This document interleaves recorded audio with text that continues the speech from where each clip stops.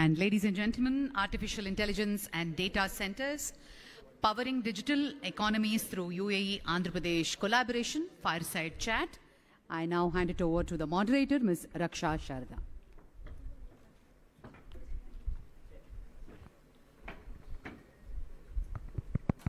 Thank you so much. Good afternoon, ladies and gentlemen, esteemed dignitaries and delegation from the UAE. This fireside chat is not only going to be interesting, but quirky. We have two friends who've known each other for years, shared ideas, debates, and probably a few inside jokes too.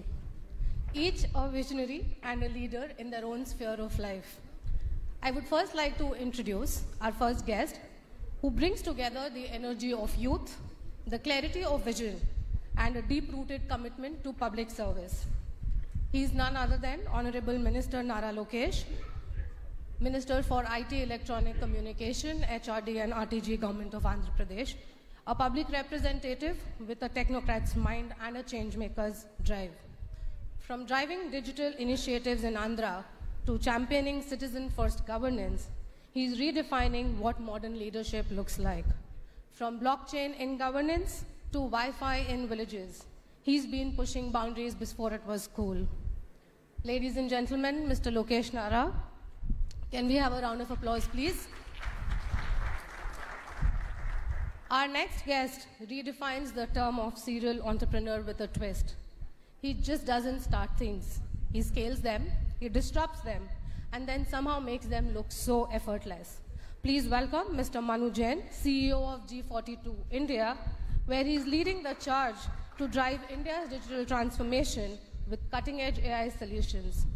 Known for his passion for technology and innovation, Manu was also the architect behind India's smartphone revolution, making tech not just smarter, but more accessible.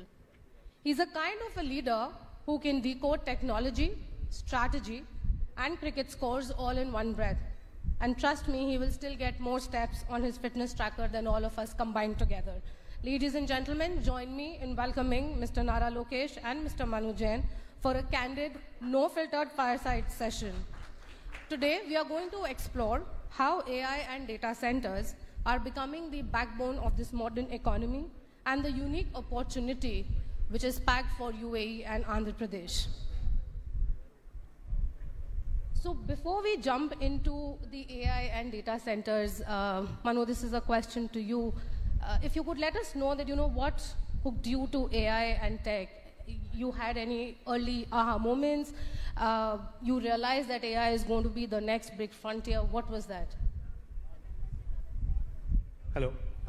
First of all, I must say I'm really, truly honored and privileged to be here in Andhra Pradesh. And I've been really, really fortunate to have Honorable Minister Mr. Nara Lokesh and Honorable Chief Minister Mr. Naidu as friends, as mentors for the last 10 years. I don't know if you remember it, Mr. Lokesh, but it was exactly 10 years ago in 2015, in May or June, when I met Honorable Chief Minister for the first time. This is when we were starting off Xiaomi in India. And he convinced me that the best place to start electronics manufacturing in the country was in Andhra Pradesh. And exactly 10 years ago, in August 2015, our first manufacturing plant was launched here in Andhra Pradesh.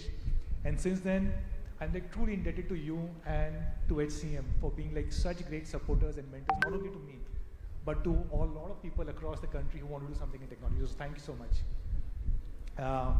Coming back to your question, so my journey or tryst with technology started about 12-15 years ago when I came back to India and started an e-commerce company to sell shoes and clothes called as Jabong. Those days it was considered stupid. I thought it was a stupid idea. Who would buy shoes and clothes online? The way to buy this is go to a nearby store and buy it. But soon it became one of the largest e-commerce companies. And that's how my journey with technology started. Soon I realized that a lot of people, more than 60-65% of our consumers who used to come, buy shoes and clothes online, they were buying it from small little device called a smartphone. That's how my journey with smartphones started. Then Xiaomi became the largest company in India. We had all our manufacturing plants here in Andhra Pradesh. And then I realized a lot of people are using this not only as a device, but they're doing intelligent stuff on this. And the recent form of intelligence is artificial intelligence that a lot of us know this. That's how my shift changed from smartphones to building large supercomputers. So I've basically gone from selling sneakers to smartphones and now supercomputers. That's how my journey has been. That's exciting to know.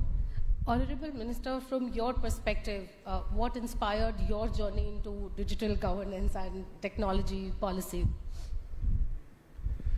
Thank you, Manu, for believing in Andhra Pradesh, and thanks for taking time off coming all the way from UAE to Vijayawada. We promise next time we'll have a direct flight connecting UAE and Vijayawada for sure. Saying that, so you know, there are moments in life that fundamentally change you, and for me it's been my Padayatra. That's where I've realized that during the first IT revolution, we have digitized the broken processes. Yes, they're digitized, but they're still broken. I think what excites me is with the advent of AI is how can I democratize governance? And how can we make it a lot more approachable to citizens? I think that's what excites me. And if you look at Andhra Pradesh, we are one of the very first states to bring close to about 600 services on WhatsApp. We call it Manamitra. I believe it's the step in the right direction, but it's just the beginning.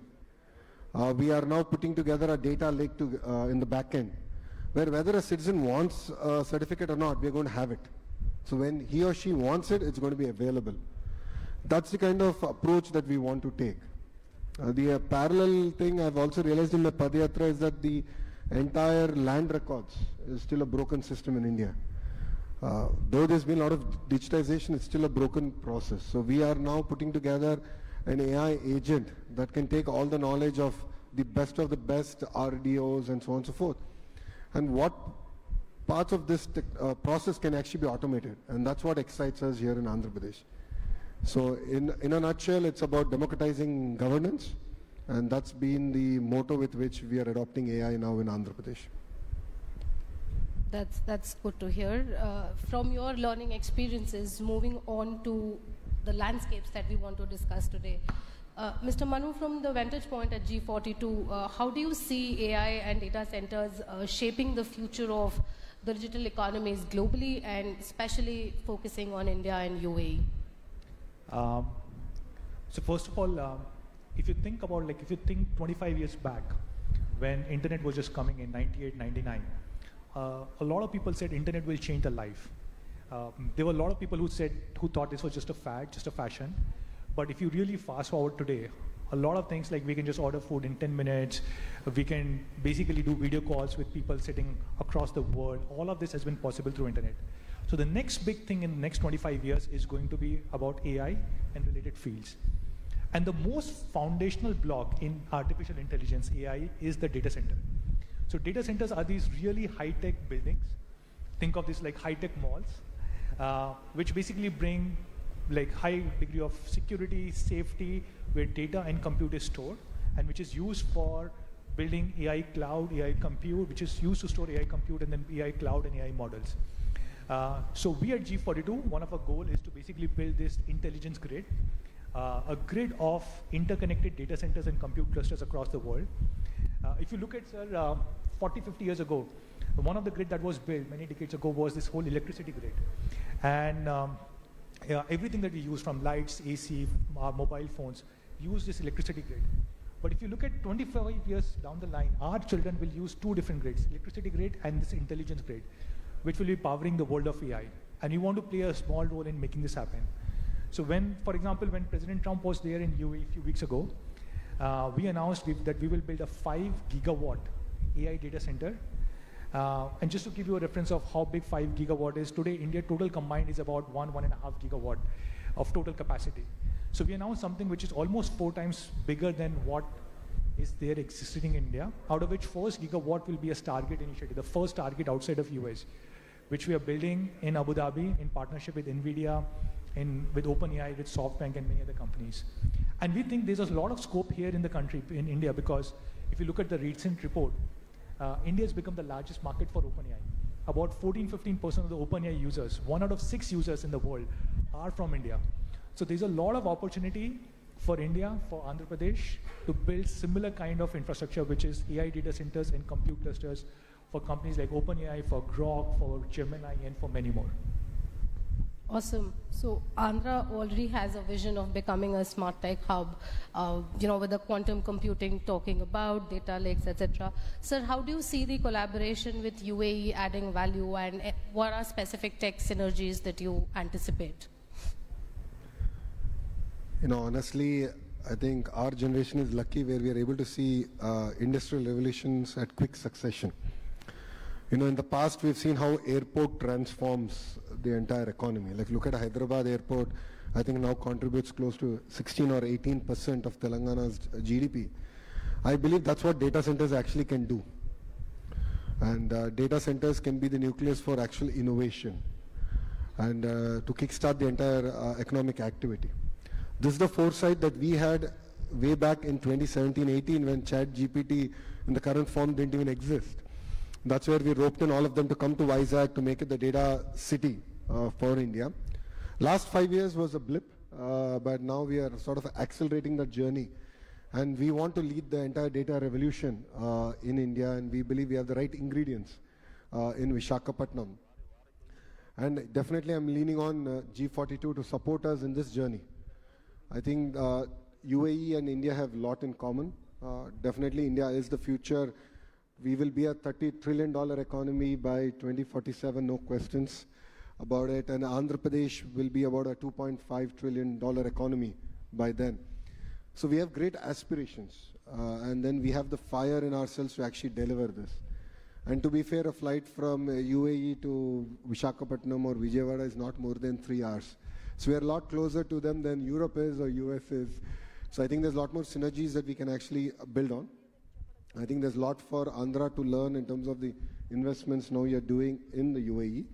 Second, as a HRD minister for me, it's exciting times because curriculum revamp is required.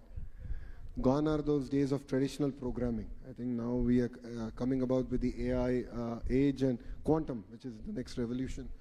So the first quantum 150-bit qubit computer is going to be coming here to Amravati. And that's where I think there's a lot of areas that we can actually collaborate in terms of curriculum, in terms of investments. We did discuss opportunities about data embassies, where India's data can be housed in an embassy in UAE and vice versa, hopefully in Visakhapatnam. And I think this kind of collaboration at a G2G level, I think is going to be critical for both our countries to sort of now work together and really strengthen our relationships. Great. From the data centers to moving through governance through AI. So, Mr. Manu, AI can power citizen services, improve transparency, drive policies, etc. How is AI reshaping governance models in the UAE, and what lessons probably we could learn and be the first mover advantage, while we are always are? So I was about to say, I think Andhra Pradesh and Mr. Naidu, he's always been at the forefront of this. I don't know if you remember, 2015 was the first time I came to Vijayawada. Those days, the states had just split. Honorable Chief Minister had just announced Amravati as a new capital. And I still remember he took me to this data room, a large data room, in the middle of all paddy fields, like all fields over there. And I was amazed because there were so many computers and screens over there. And every single data point about every citizen, every village, every taluk, every city, every district was being captured over there and monitored over there. I still remember those days I had not seen these kind of war rooms, data rooms, even in large companies, corporates, but I saw it in Andhra Pradesh, in Vijayawada. So you and Honorable Chief Minister have been at the forefront of technology. You built a great hub in Hyderabad and now building here in Amravati, in Vijayawada and in Vizag. Going back to what we have seen in Abu Dhabi or in UAE, I think over there we see the next level where using this data and using AI for decision making. So in a lot of areas, AI is being implemented, a lot of government areas. In fact, what I remember is that in Abu Dhabi, across all digital departments, it has been mandated that they have to be AI first by 2027. A lot of small areas across the board where AI is being used, like all traffic fines now are done through AI. There's immigration process which is being done through AI, so you just walk through a tunnel and you don't have to go through anybody for stamping or even for the smart gate. AI will do your immigration on your behalf. AI is being used for genome sequencing and a lot more. And I'm pretty sure this can be used and implemented here in India and in Andhra Pradesh, even at a bigger scale, because the population size is so much more, and the impact can be so much more as compared to any other part of the world. So I'm sure this is only a matter of time before you would implement all of this, or even better than this, here in AP.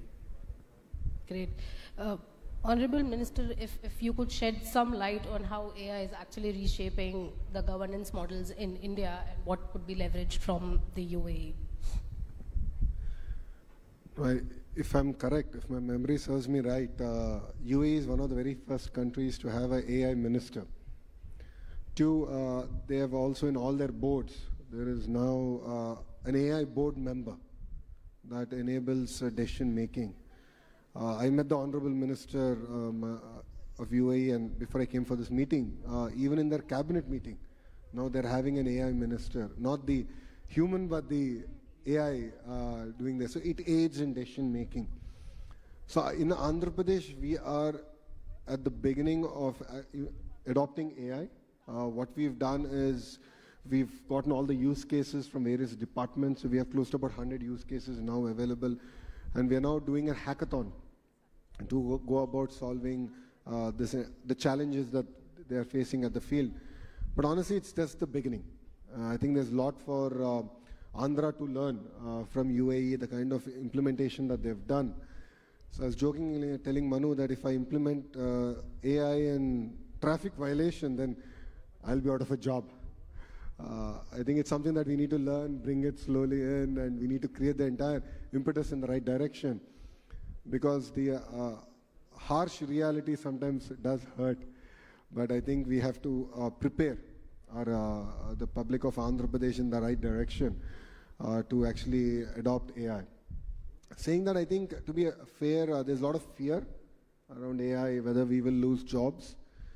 And my only say has been that every industrial revolution has ended up creating more jobs than it has displaced. And countries that have adopted to that industrial revolution have done exceedingly well. So in the IT revolution, India has been the biggest gainer. I believe in the AI revolution, India will be the biggest gainer. But I think there's a lot to lean on to UAE and what they're doing, specifically in G42. And there's something for us to sort of learn and look at the areas of synergy and implement those here in Andhra Pradesh. You mentioned that you will be out of the job. I don't think you will ever be out of job. I don't think AI can ever have the kind of charisma and charm that you have, and will never get the kind of love and support that you get from everybody. So AI will take up a lot of jobs, but definitely not yours. Rightly said, Mr. Manu. As I said, the state is always, a step ahead. Honorable Minister took my question for the next fireside and answered in this one as well. So moving on to the job creation and economic growth that we always speak about, there are conversations that sometimes data centers are more infra heavy and not that much of a job creations, so on and so forth. But we all know that it's important. It's not just infra, but it's an engine of economic growth as well. Mr. Manu, what is your thought on data centers and economic growth? So as Honorable Minister said, I actually think in the next wave, when the wave of AI comes in a very big way, data centers will play a very big role. And not just enabling AI, but being the engines of growth, as he said. If you think about from a data center perspective, there are 4-5 things required to build a data center. You need land, you need power, you need undersea cables of fiber connectivity, you need people who will offtake it, the capacity in the data center, and of course you need the great government support. And I think a place like Andhra Pradesh has probably all 5 of these. You have land, you have green energy. Sir was telling me that now they have undersea cable coming to Vizag. Then with Vizag becoming a large technology hub, you will have off-takers over here, and of course you have a great government support. So I genuinely hope that Visakhapatnam or Andhra Pradesh will become a large hub for data centers, and when you have data centers, then the entire industry moves over there. You will have people who will build large compute clusters, who will build quantum computing, supercomputers, AI computers, GPU clusters in these data centers. Then you will have cloud companies coming and setting up cloud on top of it. You will have AI companies coming and building models on top of it. So while you think of data center as just the building, but what you have to think of is this enables the entire ecosystem. And one data center will generate hundreds and thousands of jobs. Not only people who are working in data center, but all around this, across compute, across cloud, across AI, and those applications built on AI. Great. Sir, given that Andhra is taking a lot of initiatives in AI and data centers, just your thoughts on how are we creating new opportunities for youth skill development, because that's very important, and how do you see such partnerships that we are doing right now would definitely add value to the story that we are building in? See, the biggest challenge that I foresee is that the kind of jobs that will get created in the 5-year horizon are yet to be discovered in AI. We really are yet to understand the kind of transformation that we are up against. So as a government, as the HRD minister, my focus is on, can I sort of build my curriculum which is going to be ahead of the curve, and the basic traditional skills, or if I may, which borderline are still relevant but then might not be 5 years from now, should actually move into a polytechnic or a degree college sort of a level, where universities do the next level sort of inspirational curriculum and actually inspiring R&D. I think is going to be very, very critical for us. So it's going to be an exciting journey, needless to say. And as I've already said, it's important to embrace it. There's no point resisting it. So the quicker we embrace it, quicker we prepare our youngsters for the next revolution, I think the state and the nation will be ready. When no one in India was really talking about quantum, it is this state that spoke about quantum. We're getting South Asia's first 150 qubit quantum computer coming to here, Amravati. January it will be here. We're going to have use cases ready and we're going to execute on it. So our ability to sort of understand the curve, where it's going to be, and actually execute on it is going to be very, very critical. And Andhra Pradesh is leading from the front. So yes, in midst of paddy fields, you will have a quantum computer. And it will truly transform the entire ecosystem that's going to get built around it. You spoke about embracing new technology and AI. If I may ask, how are you embracing AI yourself as an individual, not as a minister? What are some of the use cases? What do you use AI for? What do I not use AI for? I think is the right question. AI is here. It is a way of life. It enables us to work more efficiently. I've used tools from where I have devices where it hears, it's like my note taker of the meeting and gives me the summary of the meeting at the end of it. So I'm using that. Basic drafting, I use AI for sort of, if I want to search about Manu Jain and his profile, AI does a damn good job in it. I also do search around, okay, what kind of games can I play with my 10-year-old? How can I keep a 10-year-old engaged without an iPad or an iPhone, if I may? So I think AI has really helped me in different walks of, in different parts of my life. Quick, thank you. Moving on, we have 3 quick questions as rapid-fire questions. Sir, to begin with you, and play one by one with each of you. Your favorite AI application today? ChatGPT. Mr. Mahmood. ChatGPT, and recently I've started using Grok, and I'm really impressed with the results that Grok is giving. One futuristic tech you are most excited about? Self-driving cars. Okay. If you come to UAE, I can actually show you. We have a company which is doing this in UAE. Personally, I'm most excited about robotics. With AI coming in, robotics can actually do a lot of work for us. So there was a very famous quote that I do not want AI to do poetry and work for me, coding, and while I do washing and cleaning. So with robotics coming in, it can be actually reversed. I'm excited about robots coming and doing cleaning and washing for us. So I'm really excited about that. Exciting. Sir, last typed query to an LLM. Last typed query to an LLM.